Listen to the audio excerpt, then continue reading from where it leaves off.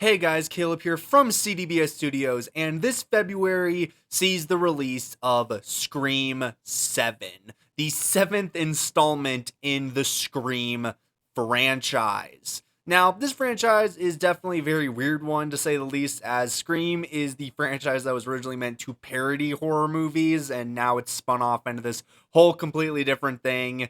And I am a huge fan of the Scream films. I think they are very fun, campy. Even some of the weaker Scream films are still highly enjoyable flicks.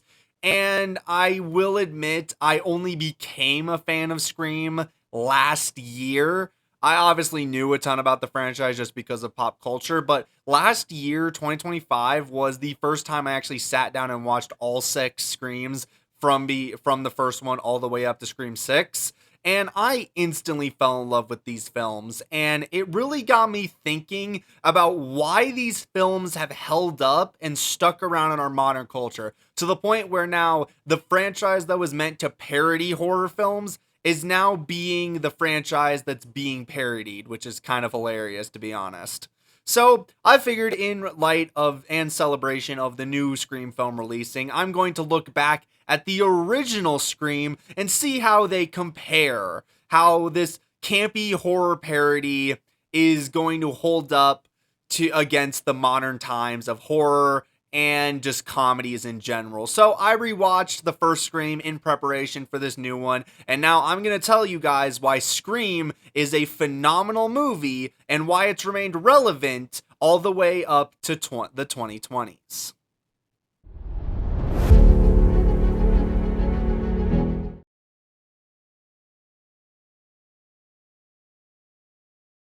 Yes, I am not joking. I have set aside an entire section of this retrospective review just to talk about the opening scene. Honestly, if I wanted to, I could have made a whole video on the opening scene of the Scream because it is just brilliant, as it perfectly sets up the entire movie in such amazing ways.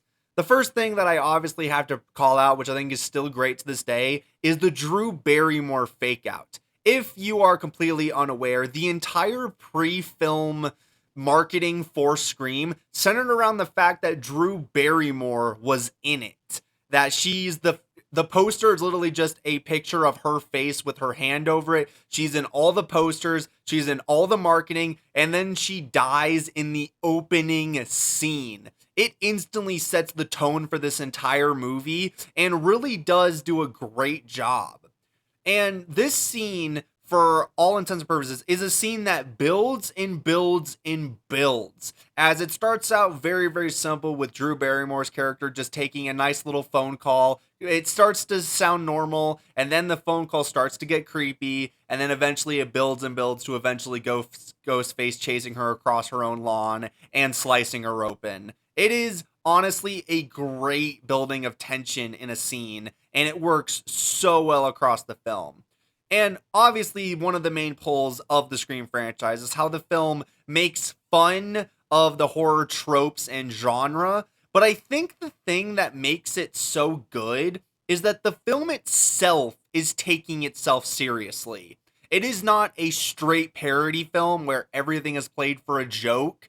It is a film that still tries to ground itself in the real world. And this scene is one of the best examples of that. How the film is going through all these classic horror tropes of the killer fumbling around the house as they chase down the main threat, how they have the creepy phone calls, the bodies being left around the property. It's all meant to parody the horror tropes, but yet at the same time, it really feels like it could happen. This feels like a real scenario. And there's honestly a reason why every subsequent Scream after the original has tried to replicate this scene, from the wackiness of them like they did in Scream 3 and 4 to eventually just trying to play it completely differently with a new spin on it like they did in Scream 6. In my opinion, the only time in the franchise they've come close to replicating the magic of this opening scene was in Scream 5 with its opening scene, but other than that, this opening scene is completely untouched, giving you the exact thing you want out of an opening scene for a movie. It sets the tone and feel of the film immediately, and it honestly makes the entire experience better through everything this opening scene does. And it is probably up there as one of the best opening scenes in all of media because it is perfect in from beginning to end.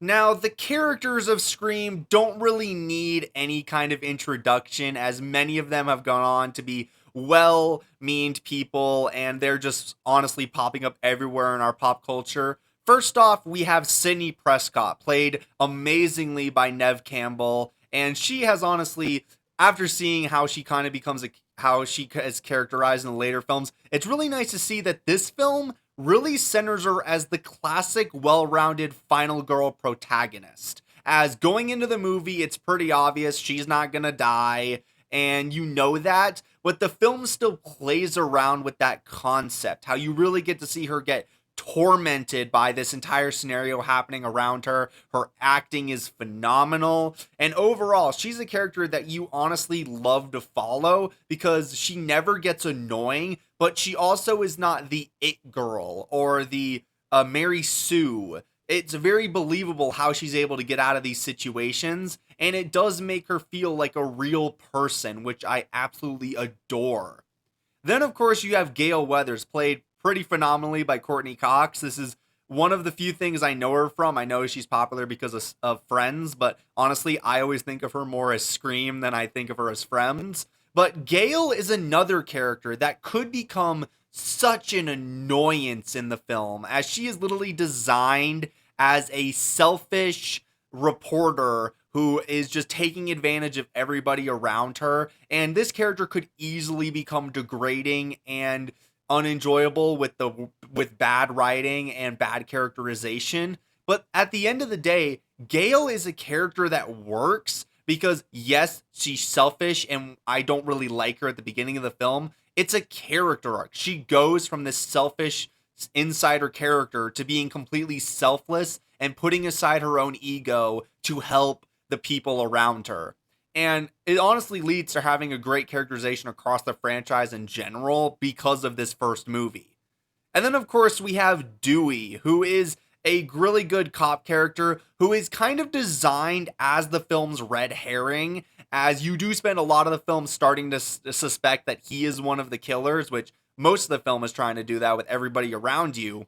But the thing is, the film makes him a great red herring, and then they switch that around perfectly to make him the hero, which I think works perfectly.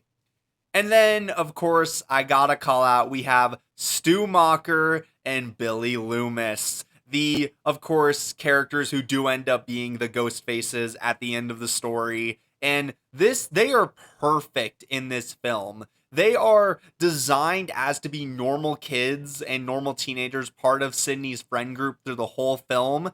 And then when the mask comes off, it perfectly makes sense why it's the two of them. This is one of the first roles for, of course, Matthew Lillard, and he is nailing it in this part of Stu Macher. He is amazing. Billy Loomis is amazing. And overall, you can fully see how their entire plan came to fruition.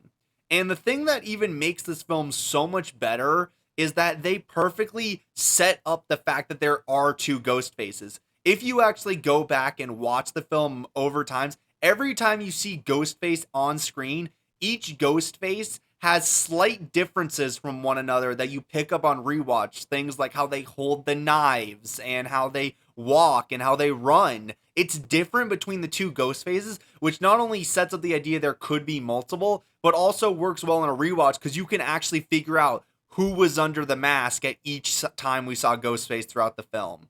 And much like other people have said in interviews, Ghostface is kind of his own character. Of course, at the end, we're supposed to believe Stu Macher and Billy Loomis were under the mask, but at the end of the day, Ghostface is his own character, so you honestly don't even question things like height difference, body build difference, how they're able to do all the crazy stunts they can, because in their own way, Ghostface is designed to be the own character from the person who ends up being revealed at the end under the mask. And then you obviously can spread out from there to all of the other characters in the film, the characters who are designed literally just to die, to the red herrings, to every character in the film is played phenomenally to the point where if you're watching the film for the first watch, you might not even be able to figure out it's Stu and Billy because it is honestly pretty hard to figure out it's either of them. So overall, the characters in Scream are a highlight, and the fact that they've kept a couple of them around, even all the way to Scream 7, is a reason alone why this franchise has lasted as long as it did. Because when you introduce well-rounded characters, you end up just making a good film to watch.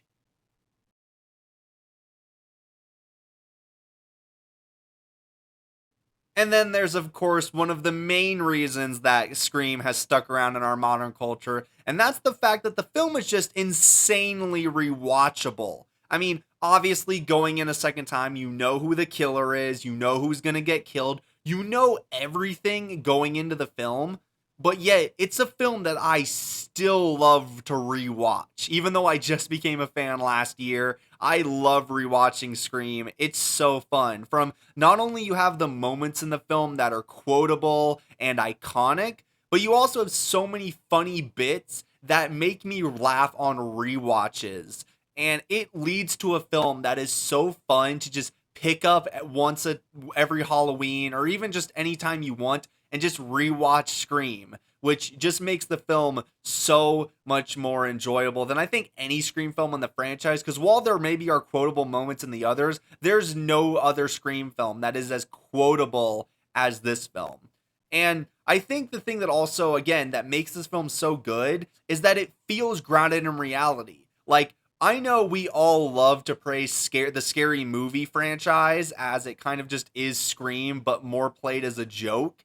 And I think if Scream, the original, I mean, went full parody like Scary Movie did, I don't think it would have done as well as it did. Because the whole pull of Scream is that it makes fun of the horror genre, but takes itself seriously. And I feel like if they just went ahead and made Scary Movie instead of Scream, I think the franchise would have failed after one movie because it maybe would have still made some money, of course, but I still think the film works the best when it's making fun of itself, but also still trying to make it feel like it's a real lived in world, which overall makes Scream so rewatchable and why it has stuck around for as long as it has.